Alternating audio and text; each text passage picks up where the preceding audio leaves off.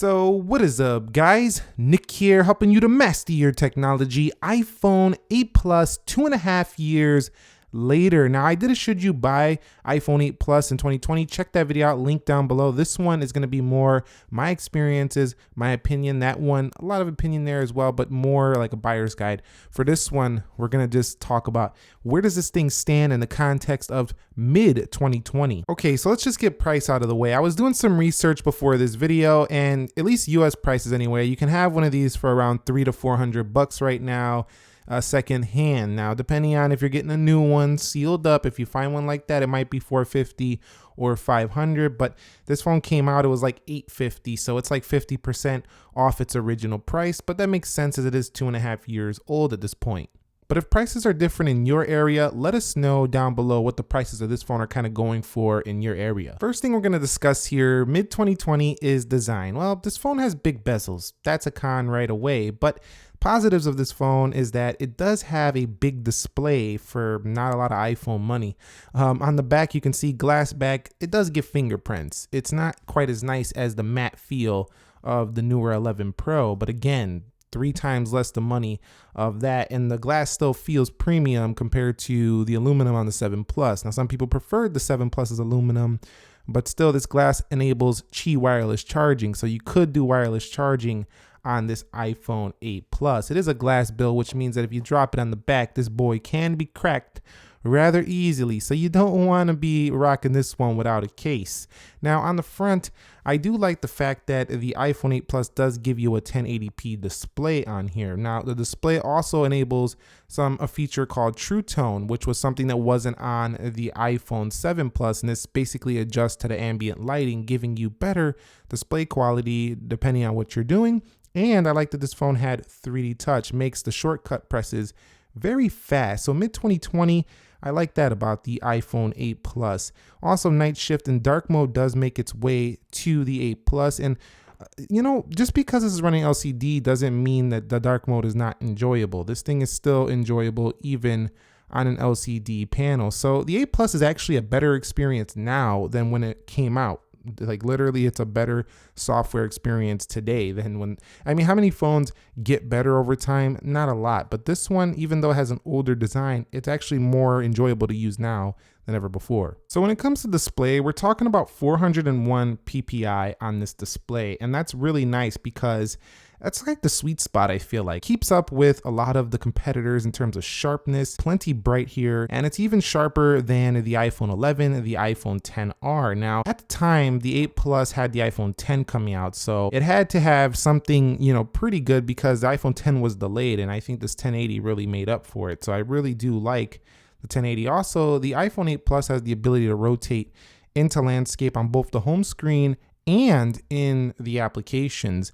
And with these bezels, while they are a little bit, you know, not pretty to look at in 2020, this thing looks like a dinosaur compared to the Android competition. Said that about the 7 Plus, I'll say it here as well. At least it gives you something to hold on to when you're playing games, browsing the web. It is pretty enjoyable to hold on to those bezels though, I cannot deny that. Thickness on this phone, 7.5 millimeters thin. So this is actually thinner than like the iPhone 11 Pro Max, for example. Weight though, this thing weighs 202 grams. So heavy boy, definitely a heavy boy. Not the heaviest iPhone out there, but oh yeah, you're gonna feel this one in your pocket. This is a heavy, big phone right here in the 8 Plus. But some people like that density. Some people believe that makes it feel more premium. So yeah, you're gonna feel the weight on this one. One thing I like about the 8 Plus as well is that this phone gives us IP67 dust and water resistance, which means that you can get a little splashing on it here. It's not IP68, so it's not the best rating, but still, at least it has one, and you don't gotta worry too much about it getting a little bit wet. So when the software on the iPhone 8 Plus came out, the boy was running 11 here. 13.5.1 is the latest version, and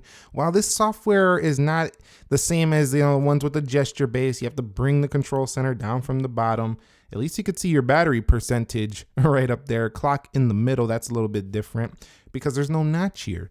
But other than that, I mean, you're getting all the same applications. You're getting basically all the same features. Of course, the camera software is a bit different. You cannot change video settings directly from the app right here, mostly because this phone just doesn't have that feature on it, and they want to keep that separate for the, you know, the more premium Pro series, so it doesn't have it. But I gotta say though, man, this one, the software right now, it's just better than ever. It's better than when it first came out, but you didn't lose 3D touch like some of the newer iPhones lost. So going into the quick shortcuts is actually quicker than the newer phones, which is pretty strange there. And again, running the App Store and everything, you're just not behind at all. Like, there's no more to talk about. You're just up to date on the iPhone 8 Plus, and using it just feels like you're using the modern software on an older take of hardware. And discussing performance, well, we have the Apple A11 Bionic chipset, and I remember speed testing this phone, and when I was speed testing this phone, it was beating so many phones out there on the market. So this phone was definitely powerhouse. It can do AR, it can do all that stuff. It's extremely fast. However, the processor is a couple generations old now, so if you buy this now, do be aware that you're already a couple generations in. You know, you get a 10R, for example, you're getting another generation newer processor, but you might not care because when it comes to actually geek benching this and doing CPU benchmarks, they might be a little bit better on the newer phone. In real world everyday performance, the 8 Plus has zero lag. I mean, the 7 Plus barely has any lag. And iPhone 8 Plus users, let us know how fast your phone is down below. Confirm what I'm saying right here, because you're gonna see people saying, yeah, that thing is still fast. Yes, the 3 gigs of RAM doesn't make any difference on this phone. It's still quick. Oh, and the storage, you could get 64 gigs, you can get 256 gigs. Yeah, you can get plenty of gigs on this phone. So let's talk about the cameras here. We have a dual 12 megapixel camera setup on here, 4K 60, quad LED flash, fantastic. And it really didn't get worse. The only thing that happened is newer iPhones came out and got better. So it's not like it's a bad camera right now. You could still go 2x and you could still really get close in on things. So close you can even see the little lint ball hairs on that little camera. Let me wipe that off really quick. That's how close you can get to things. I mean, really nice here, but it does get very noisy at this digital zoom. It does do 2x optical though. Now, when you go to video, again, you have to change it in settings, but 4K 60 quality on this phone. And you'll notice one thing about the 8 Plus and the iPhone 8, there's really no focus issue at all. The video is ultra reliable. Of course, the portrait mode did get better on the 8 Plus over the 7 Plus as it was introduced on the 7 Plus. But here's the problem with the 8 Plus. The front-facing camera is not that great on this phone. It's just a 7 megapixel 1080p. Don't get me wrong, if you're in good lighting, you're gonna be very happy with the results on the 8 Plus, but it cannot go wide. So if you got a group of people, you can't get wide on the selfie, and the video is not gonna impress you too much on the front facing video. It's pretty close in on your face, and it's not that sharp by comparison to like the iPhone 11, which for example has 4K 60 on the front. This has 1080 30.